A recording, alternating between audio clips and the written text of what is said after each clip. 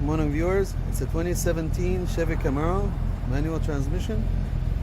Two complaints: check engine light and the seats not working. So let's get to it.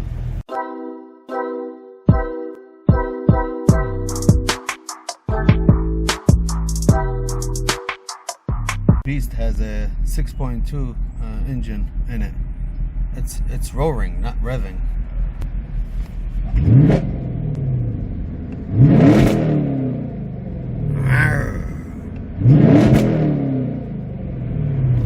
All right, back to scanning it. We have fuel trim system, lean, bank 1, bank 2, field requested, evap emission vent system performance, cooling fan speed output circuit, cooling fan speed output circuit, low voltage requested,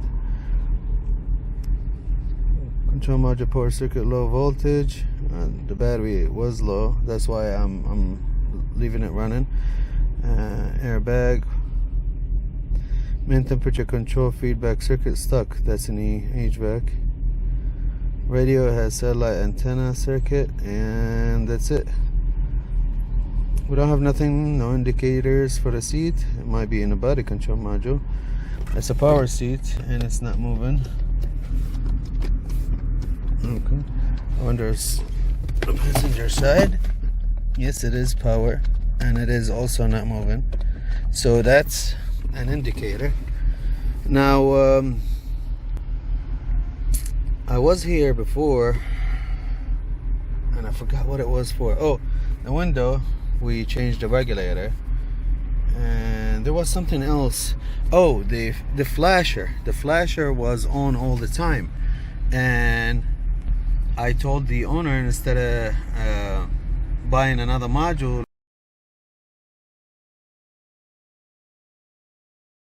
let's just what happened is I scanned the car, and it seemed to me like somebody was trying to program either a key or the module, and the programming didn't finish well. So I told him, let's reprogram the module, hopefully that's gonna fix it, and we did. I reprogrammed it, and the flashing is gone. So if you guys have this problem, this might be one of the solutions. Now let's get to the seats first, and it depends on how long this diagnosis is gonna be. It might be one video, it might be 2 videos, so this might be part 1. Let's attack the seats not working. Let me pull up some wiring diagrams. So it's fairly easy to understand diagram. The switch controls 1, 2, 3, 4 motors, and the switch gets a ground from near the seat and power from a fuse. The only thing that concerns me, it's 2 separate fuses. So is it possible that both of them are blown at the same time? Now, I forgot to mention that this car came with signs of water. It was not flood, it didn't smell flood, but the carpet had some signs of water. So not sure if that has something to do with it. Now we can see how easy to get to the switch, to the harness on the switch. That will do everything. Actually, we can do the diag over there, because we can check the ground, the power, and the operation of the switches. And again, if the fuse blown, why would both of them blow at the same time? And if the switch is bad, why both of them bad at the same time? It's easy. Power and ground controlled motors, and no modules involved or anything. So let's try to see if we can take this cover off. This is the harness. Is right here. It's located right here, and it's easy. All you have to do is press on this tab and pull it out. This yellow and red and yellow should be the battery voltage, and as you guys see, I have my test light. I'm going to provide ground to it to see if the light will lit right here. So that's power is good. Now we need to switch to the ground, which is the black one, and the black one is right here. Supposed to be pin 2 here. Oh, because the red one, red and yellow pin 6, so it makes sense now. Now this is, that green one is 1, 2, 3, 4, 5, and then it switches to 6 right here. So okay, let's check that black one.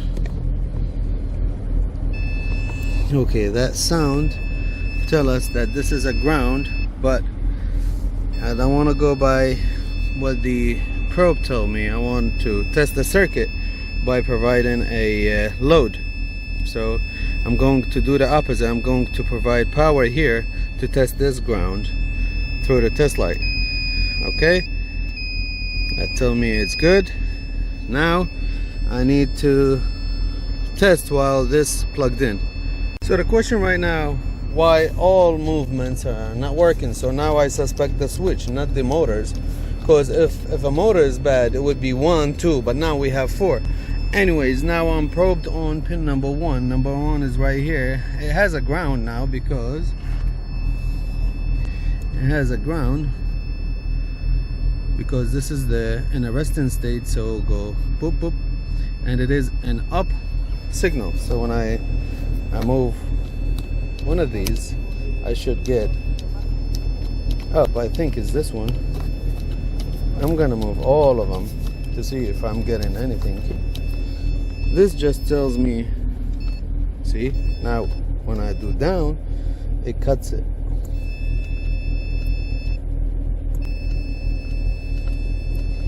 So we want to go down. I hear clicking in the motor, but it doesn't go up. Okay. Let's try something else. Let's try, this is the driver's seat front vertical motor. Yeah, as I expected, driver's seat horizontal motor. Let me switch to pin number 3. That should be forward.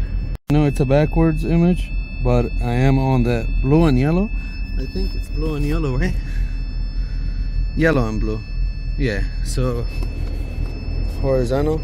See, again, when I press, I cut it, but okay, this switch is good. See, when I move forward, okay, now the motor, in this case the motor is no good for the forward movement. So basically this car needs a whole seat. I went straight to the motor, one of the motors, and when I provide it with power, let me move the load from here.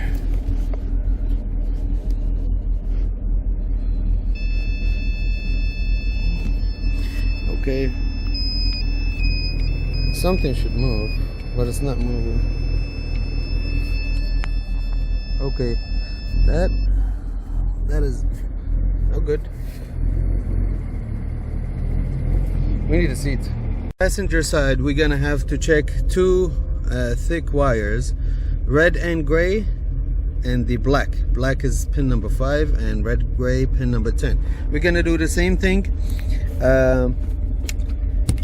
We're gonna use the test light as a load in the circuit. Alright, this is the red and gray when we have, and when I provide it with ground, so I basically can do what I can do. I can just this to the body right here like this and use the test light to see if it lit. It's not, because this is not a good ground. Here you go. See, once I moved it, now we have a light. The only reason why I'm using this, because I don't have a source of power, so I'm using it as a source of power when I check the ground, which I'm about to do right now. This is on this, let me show you guys. You see, this is the red and gray, and above it is the black, and I am on the black right now, right here. Be careful, don't push it a lot, because you're gonna spread the terminals. Now I'm going to use this, and when I provide power, that test light is lit. So power and ground, the same thing is good here. Now we need to plug it and check operation of the motors and the switch. So I'm probed on the I have to go upside down to show you guys.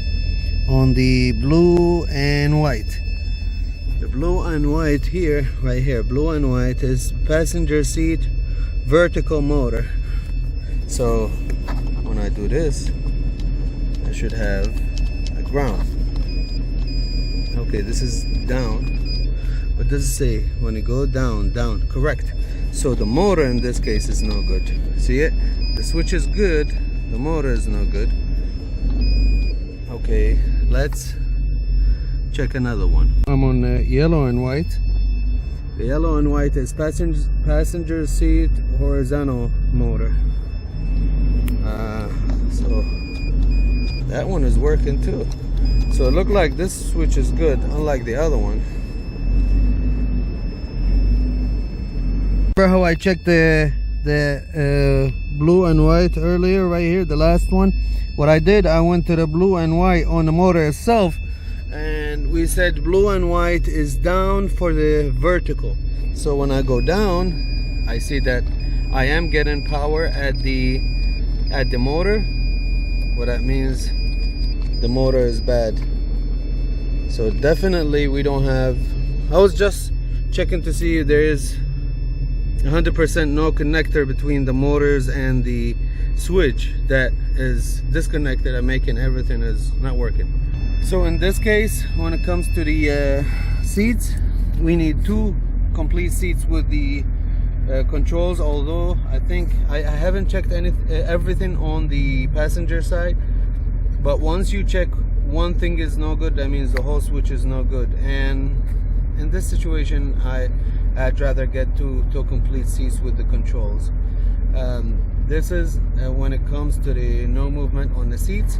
I am going to end this video, part 1, because I suspect part 2 is going to be a long one, and then we might have a part 3 in this case, because we had like 3-4 codes.